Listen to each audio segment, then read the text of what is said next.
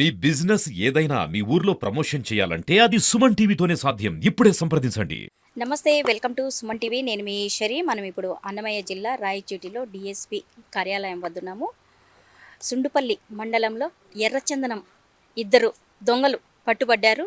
6 ఎర్రచందనం స్వాధీనం చేసుకున్నారు. మరియు డిఎస్పి గారు ఇక్కడ ప్రెస్ మీటింగ్ పెట్టడం జరిగింది. మనం డిఎస్పి గారి మాటలతోనే తెలుసుకున్నాం రండి.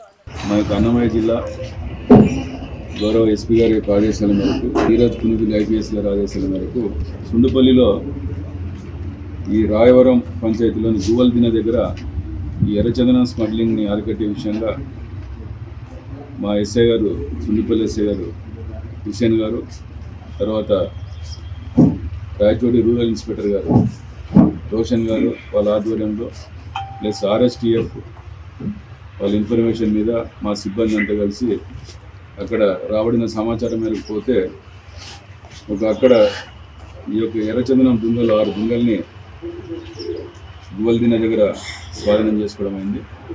తర్వాత అక్కడ కొంతమంది స్మగ్లర్స్ పోలీస్ వాళ్ళని చూసి పారిపోవడానికి ప్రయత్నం చేస్తే అక్కడ ముద్దినేని మల్లికార్జున వయసు 33 సంవత్సరాలు, అక్కంపల్లి గ్రామం, సుండుపల్లి అతంది.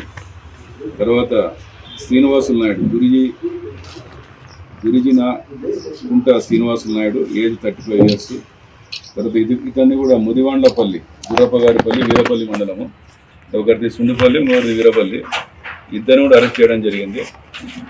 వీళ్ళలో ఈ మల్లికార్జున అతను కూలీగా, తర్వాత ఇతను శ్రీనివాసులు నాయుడు అని అతను ఈ యొక్క దానికి పైలట్గా వ్యవహరిస్తూ ఉన్నారు. తర్వాత వీళ్ళని ఇంటరాగేట్ చేసి దీంట్లో బెంగళూరుకి, తర్వాత అన్నమయ్య జిల్లాకు సంబంధించిన వ్యక్తులను కూడా ఐడెంటిఫై చేయడం జరిగింది.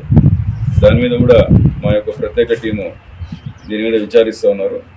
ఈ దుంగల్ని తర్వాత ఈ అక్యూని పట్టుకున్న తర్వాత సుండుపల్లి పోలీస్ స్టేషన్లో కేసు రిజిస్టర్ చేయడం జరిగింది. ఈరోజు వాళ్ళని రిమాండ్కి తరలిస్తూ ఉన్నాము. తర్వాత మా ఎస్పీ గారు శ్రీ ధీరజ్ పునుగుల ఐపీఎస్ గారి యొక్క ఆదేశాల మేరకు ఎక్కడైనా సరే మనకి ఈ యొక్క ప్రాంతంలో వీరపల్లి, సుండుపల్లి, కేవీపల్లి, రామాపురం ఎక్కడైతే బెల్ట్ ఉందో ఇక్కడంతా కూడా మా యొక్క నిఘా కంటిన్యూగా ఉంది. తర్వాత ఆర్ఎస్టీఎఫ్ మేము కలిసికట్టుగా దీని మీద నిఘా ఉంచడం జరిగింది. ఎవరైనా అక్రమ రవాణాకి పాల్పడితే వాళ్ళ మీద కఠిన చర్యలు తీసుకొని పడతాయి. తర్వాత ఆర్ఎస్టీఎఫ్ సంబంధించి శ్రీ మోహన్ ఇన్స్పెక్టర్ గారు కూడా దీంట్లో పాల్గొనడం జరిగింది. వాళ్ళ యొక్క ఇన్ఫర్మేషన్ ఇన్పుట్స్ కూడా మాకు ఈ కేసులో కలిసి వచ్చినాయి. కాబట్టి ఈ సందర్భంగా మనం అందరికీ ప్రజలకి తెలపడం ఏమంటే, వాళ్ళకి ఏదైనా ఇన్ఫర్మేషన్ వస్తే ఈ ఎర్రచందనం స్మగ్లింగ్ గురించి మాకు ఇన్ఫామ్ చేస్తే వాళ్ళకి మేము నగదు బహుమతి కూడా మేము పురస్కారం కూడా చేస్తాము. వాళ్ళ యొక్క వివరాలు కూడా గోప్యంగా ఉంచబడతాయి. కాబట్టి ఈ ఎర్రచందనం స్మగ్లింగ్ని అరికట్టేదానికి మనకు అన్నమయ్య జిల్లా police, Rayachoti sub division police తీవ్రంగా కృషి చేస్తున్నారు. కాబట్టి ఏం ఇన్ఫర్మేషన్ వచ్చినా కూడా మాకు తెలుపవలసిందిగా ఈ సందర్భంగా కోరుతాము.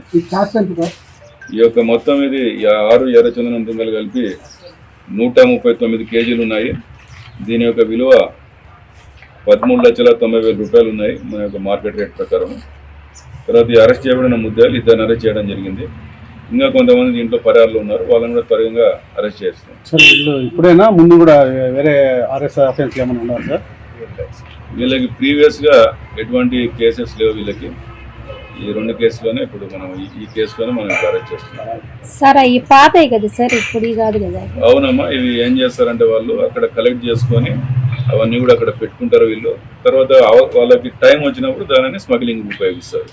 ఎందుకంటే పోలీస్ నిఘా కంటిన్యూగా ఉంది కాబట్టి వీళ్ళని అక్కడ దాబెడతారు. దాబెట్టిన తర్వాత అవకాశం వచ్చినప్పుడు తీసుకొని పోతారు. అదే వీళ్ళతో సార్ అంటే వీళ్ళతో ఎవరికైనా లింకులు ఉన్నాయా అంటే బడా స్మగ్లర్లతో?